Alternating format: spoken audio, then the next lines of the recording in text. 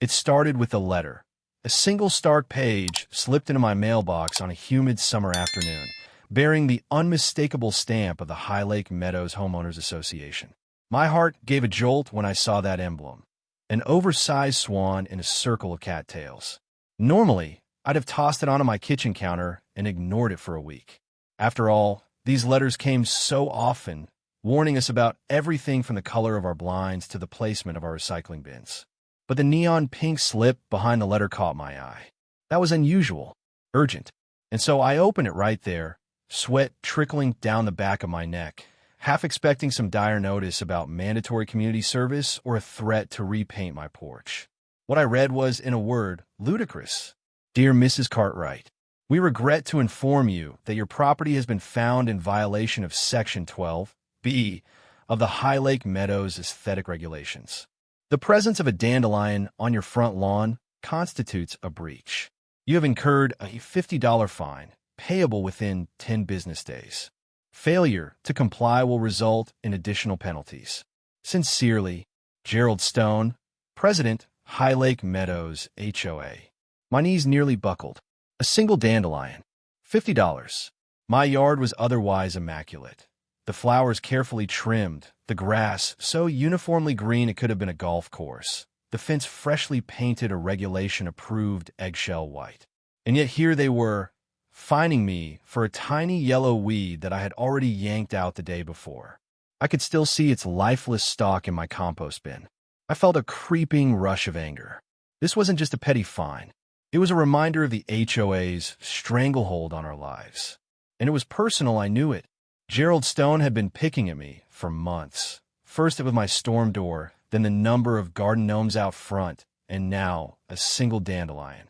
Even with the plant gone, he found an excuse to slap me with a bill.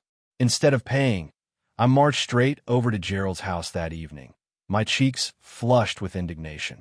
The sun was dipping below the horizon, painting the sky a brilliant orange, and the cicadas were buzzing like mad. Gerald's home was the biggest on the block, a two-story colonial with an immaculate lawn, a perfect row of hedges, and a water fountain in the shape of a cherub pouring water from an urn. It screamed suburban monarch. I rapped on his door, not caring that I probably looked disheveled in my faded shorts and sweat-stained t-shirt. I stood there, my anger practically glowing like a hot coal. When Gerald opened the door, he didn't even blink. "Hello, Mrs. Cartwright," he said in that clipped tone he always used, as if each word were a precious commodity. He wore pressed khakis, a monogrammed polo, and a smug half-smile. "To what do I owe the pleasure? Is this some kind of joke?" I demanded, waving the letter under his nose. "A $50 fine for one dandelion?" His expression never changed. High Lake Meadows must maintain its standards. It's not a joke. It's a regulation. Section 12(b). I exhaled slowly, trying and failing to find calm. Are you going around with a magnifying glass, hunting for weeds? You do realize dandelions sprout overnight. Gerald gave a languid shrug. It's your responsibility to keep your lawn in compliance. If you let a dandelion go to seed, it spreads everywhere. Then we have a broader infestation, property values decline, and he paused, tapping the doorframe as though diagnosing a structural flaw. We can't have that. You know the rules. I searched his smug gaze for a shred of empathy. Found none. I'm not paying. I snapped, even though I knew it was futile. This is absurd. His eyebrows rose in practiced disapproval. That's your choice, he said softly. You'll just accumulate fees and possible legal action if you continue to violate HOA policies. I gritted my teeth. Let me guess. This is part of your re-election platform? Crack down on rebellious neighbors, one dandelion at a time. Gerald didn't dignify that with a response. He simply said, "Have a good evening," and closed the door with infuriating gentleness. I stormed back home, my mind racing. Gerald had always been a thorn in my side, but a dandelion fine? That was a new low. It felt like a petty display of power, a chance for him to flex his HOA muscles. Maybe this was personal vengeance for the time. I'd put up a small yard sign, supporting a local art festival that Gerald claimed didn't align with the community aesthetic. Or maybe it was just one of his routine tactics to keep everyone under his thumb. That night, Lying awake in bed, I resolved one thing. I was done rolling over and accepting these fees. I wouldn't allow a petty bureaucrat to dictate how many weeds I could or couldn't have on my property, especially if they were so trivial I'd already taken care of them. A flicker of rebellious glee sparked in my mind. For years, neighbors had whispered about how Gerald Stone had a hand in everyone's business, but kept a few skeletons in his own closet. Financial troubles, high credit card debt, a rumored gambling habit that his impeccable facade hid. If half the rumors were true, maybe there was a way I could push back.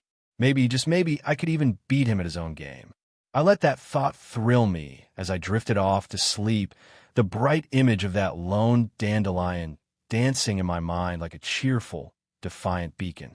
The next morning, I woke to find another HOA letter slipped under my door.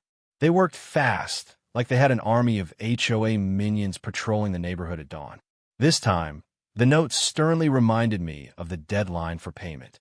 If I didn't settle the fine by the end of the week, they'd tack on a late charge.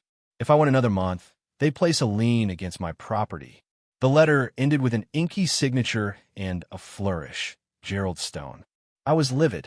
Over breakfast, while staring into the swirl of cream in my coffee, I made a mental list of everything I'd done wrong in Gerald's eyes over the years, like the time I dared to plant marigolds along the fence instead of the HOA-approved begonias, or the time I'd replaced my mailbox with a slightly larger model to accommodate holiday packages. Each time, I caved, adjusting to the HOA's micromanagement. But today, something had snapped. This was no longer about a measly $50 fine. This was about principle, about refusing to be bullied. So I decided to do some digging. First stop was my friend, Mary Beth, who served as the unspoken gossip hub for the entire neighborhood. She had an uncanny ability to glean personal information from the slightest interactions, like a friendly, chatty detective. I found her watering her rose bushes in the warm morning sun. She looked up when I approached, gave me a knowing grin, and said, "Let me guess. The dandelion debacle? Is that what everyone's calling it?" I asked, eyebrows raised. Mary Beth laughed, motioning for me to come closer. "This place isn't exactly the biggest neighborhood in the county. Word travels fast." She leaned on her watering can. "Gerald Stone is on a rampage lately, but this one takes the cake." "I'm not paying," I said firmly. "And I want to know if there's anything in Gerald's personal life that might make him more vulnerable. I heard rumors he might be in debt." Mary Beth pursed her lips. "He keeps up appearances. But I overheard his wife at the grocery store muttering about some unexpected bills. Rumor is they've got a balloon payment on their mortgage coming due." "Another rumor?" "Gerald gambles online, poker, blackjack, you name it. Spends way more than he wins, I hear." It was all speculation, of course. But in a place like High Lake Meadows, speculation was 90% of the story. "How certain are you about the mortgage thing?" Mary Beth shrugged, eyes gleaming with the thrill of gossip. "I'm not sure, but I know they've refinanced that house at least twice since they moved in. Maybe they're tapping into equity. Maybe Gerald's doubling down on his high-rolling habits." I left Mary Beth's place with a renewed sense of purpose. Though I wasn't sure how to use this knowledge yet, I felt a tug of possibility. The thought of the righteous neighborhood king precariously balancing on a financial tightrope filled me with a devilish glee. Perhaps, if I waited for the right moment, I could exploit that vulnerability. The next step was to confront the fine directly. I submitted an appeal to the HOA board, citing that the dandelion was already removed and that the fine was unwarranted. This was a formality. No one had ever won an appeal against Gerald's decisions. The HOA board was basically his loyal cohort, rubber-stamping every rule or penalty. But still, I want a paper trail. If this turned into an ugly legal scuffle, I could show I'd followed protocol. A week passed with no response, except for a new letter reminding me about the deadline.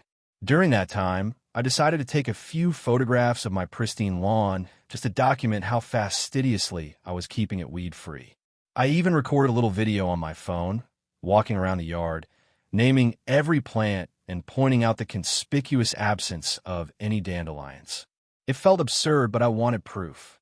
On a sunny Tuesday, I checked my mailbox and found a formal rejection from the HOA board. No surprise there. The letter stated that while they appreciated my perspective, the regulation covered any and all dandelions, and the violation date had been noted by the official property inspector, probably Gerald with his clip-on tie, sneaking around at dawn. They gave me one last warning: pay the fine or face escalating consequences. That evening, I mulled over my options.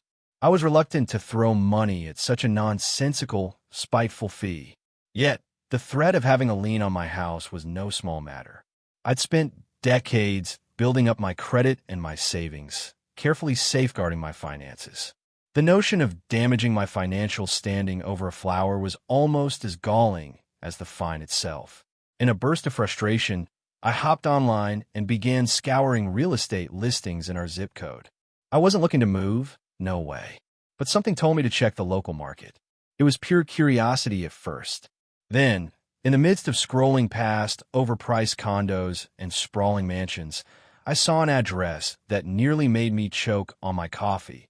177 Lakeside View, Gerald Stone's house. The listing was discreet, with minimal information, but it clearly stated the property was for sale. Owner highly motivated. My heart hammered in my chest. This was bigger than gossip. Gerald was selling?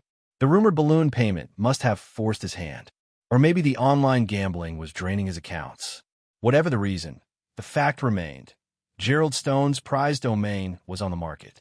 And the listing's urgency, owner highly motivated, seemed to confirm that he needed out fast. I stared at the screen for a long moment. A kernel of a plan was forming in my mind, wild and reckless. It made me grin despite my anxiety. Could I possibly buy Gerald's house? Snatch it out from under him just to prove a point? The mere thought was so deliciously audacious that I actually laughed out loud in my quiet living room. It sounded absurd, but I had a healthy retirement fund, good credit, and thanks to my late husband's life insurance, I had the means for a big purchase if I really wanted to shake up my life. My mind raced with possibilities. If I got my hands on Gerald's fortress, I could rewrite the neighborhood narrative entirely. I could show everyone that the man who controlled every detail of High Lake Meadows was not untouchable after all. And maybe, just maybe, a neon pink paint job will be the perfect finishing touch on my revenge. The first step in this outlandish plan was to confirm Gerald was indeed selling. So I reached out to the real estate agent listed on the property page, a woman named Teresa Hayes. In an effort to stay anonymous initially, I left a cryptic voicemail. "Hi, I'm interested in 177 Lakeside View. Could we schedule a showing?" I didn't drop my name. Last thing I needed was for Teresa to tip off Gerald that the neighbor he'd been harassing was sniffing around. Teresa called me back the next morning, all sunny cheer. We arranged a private tour for the following Saturday. She didn't ask many questions, probably relieved that someone was expressing interest in a property that, from the local rumor mill, had been languishing for a few months. On Saturday, I showed up in plain jeans and a blouse, hair pulled back in a simple ponytail, trying to look as nondescript as possible. Teresa greeted me with a wide smile. She was a sharp-eyed professional. I could tell she probably sold half the houses in High Lake Meadows. But to my relief, she didn't recognize me. We walked through Gerald's house, and I couldn't help the sense of giddy anticipation swirling in my stomach. The place was still furnished with his taste for the overdramatic. Heavy drapes, gold-framed paintings of hunting scenes, deep mahogany tables. In the living room, a large display case full of sports memorabilia caught my attention. Signed baseballs, autographed football helmets. Possibly the trophies of Gerald's gambling obsessions. Teresa must have sensed my curiosity.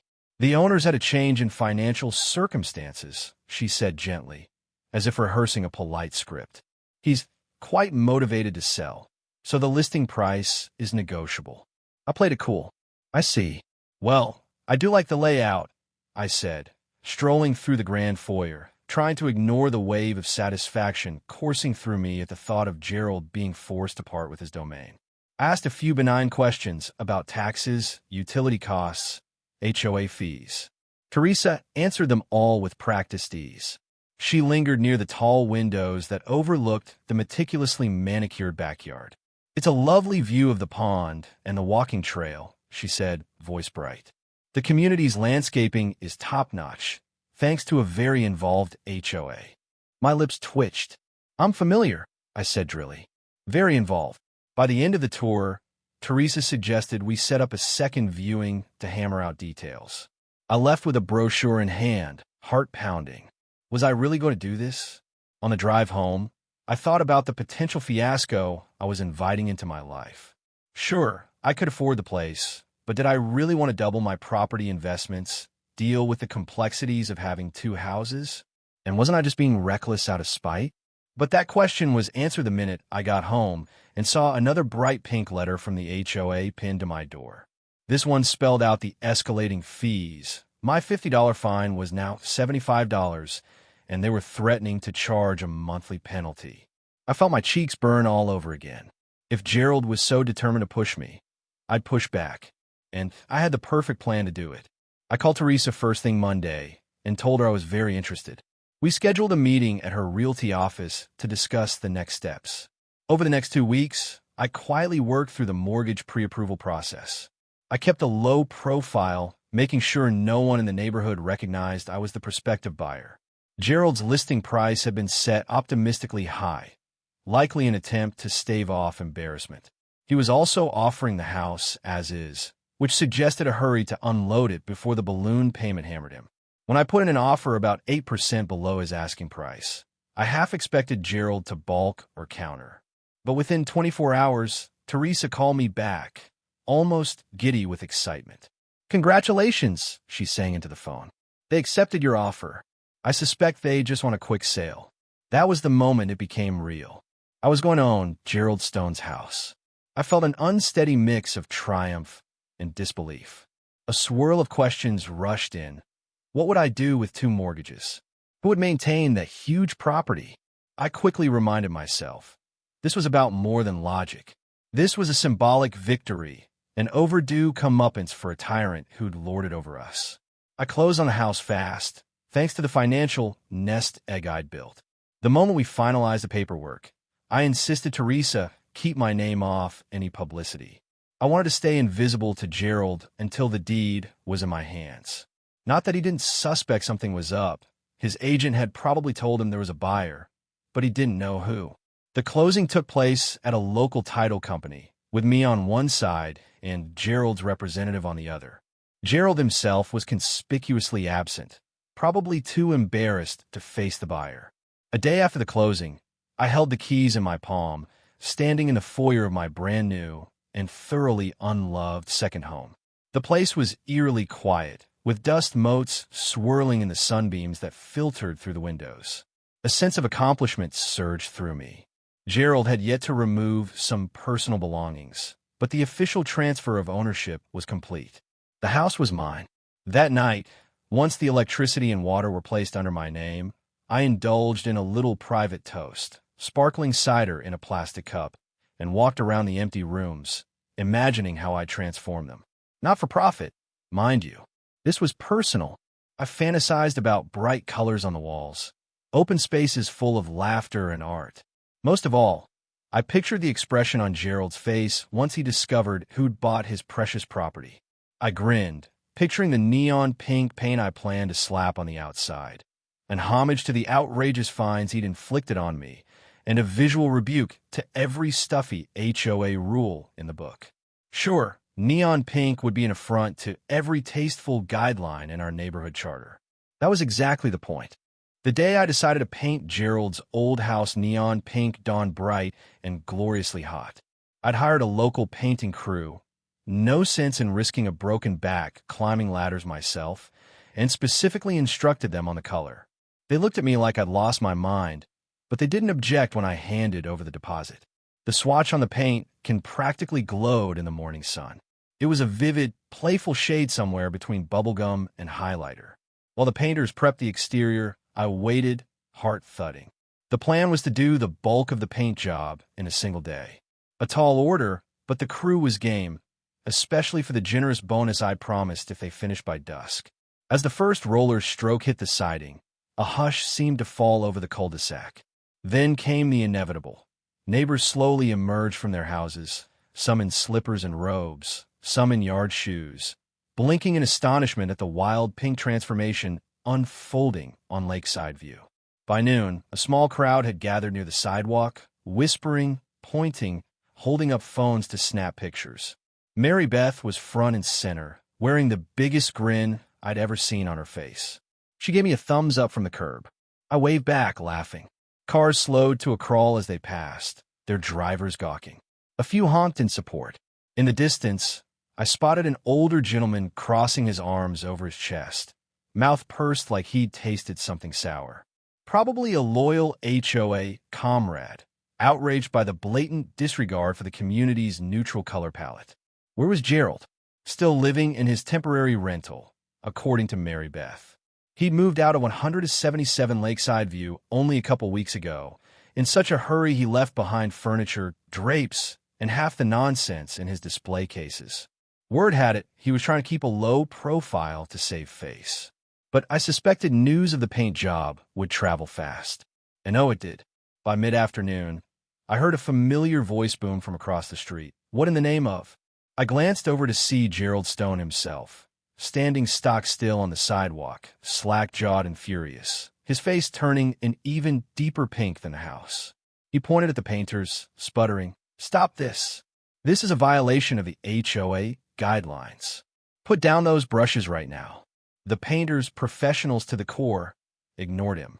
They looked to me for direction, and I calmly said, "Continue, please." Then, with a polite smile, I walked up to Gerald. For the first time in years, he was speechless in my presence. It felt like the culmination of every petty letter and fine he'd ever sent me, like I was finally leveling the scales. "You can't do this," he managed after a moment, jabbing his finger toward the electric pink siding. Section 3A of the HOA guidelines clearly states that all exteriors must be painted in muted, earth tone colors. I tilted my head, feigning wide-eyed innocence. "Oh, but this is my property, Gerald. I believe you sold it, did you not?"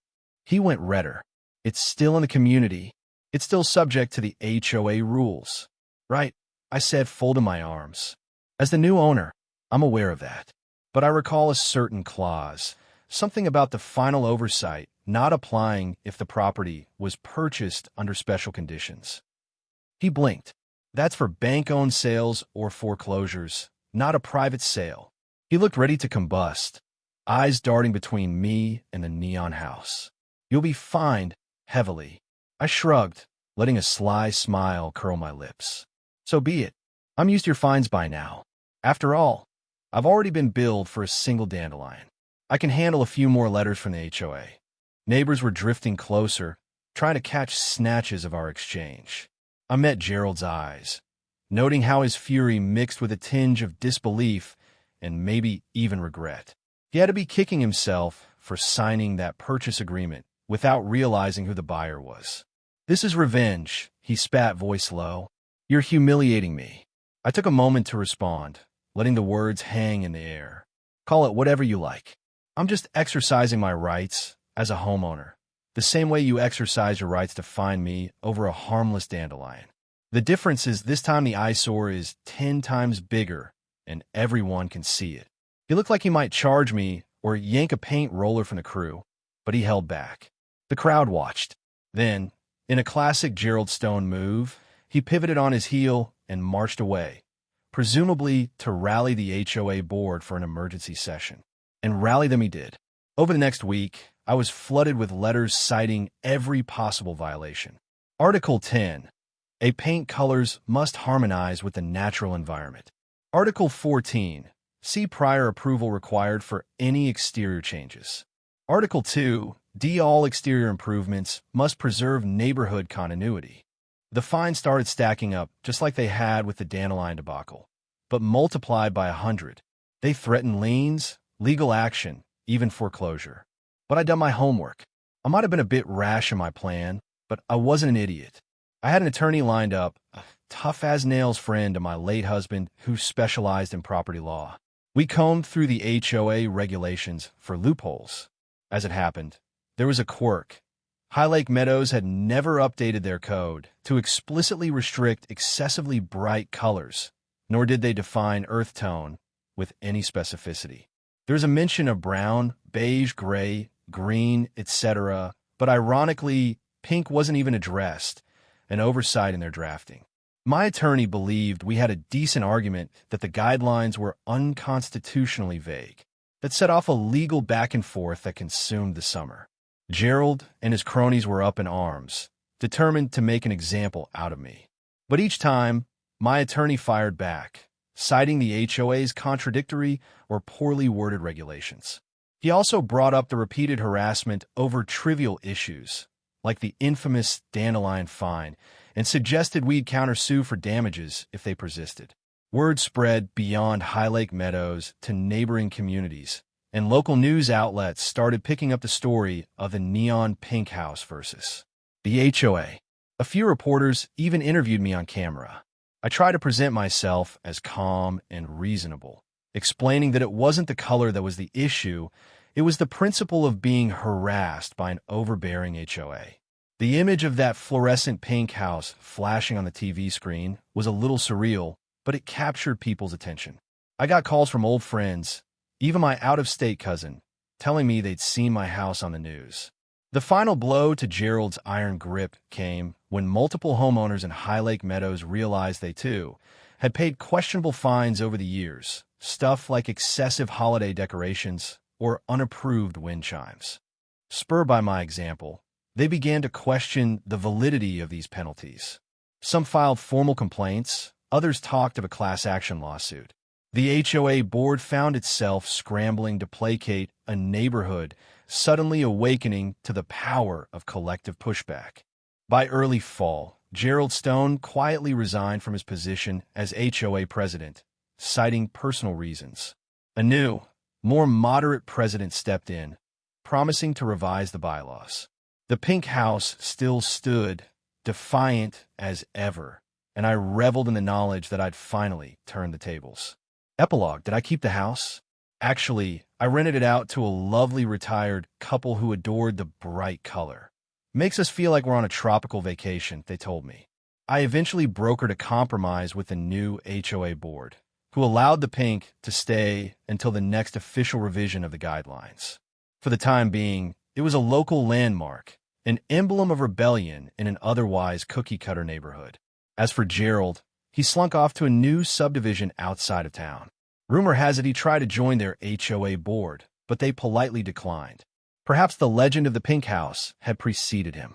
And whenever I drive by 177 Lakeside View these days, I can't help but smile at that bright facade, remembering how a single defiant dandelion sprouted into a glorious, neon pink stand against petty tyranny, and how victory sometimes blooms in the unlikeliest of places. The end.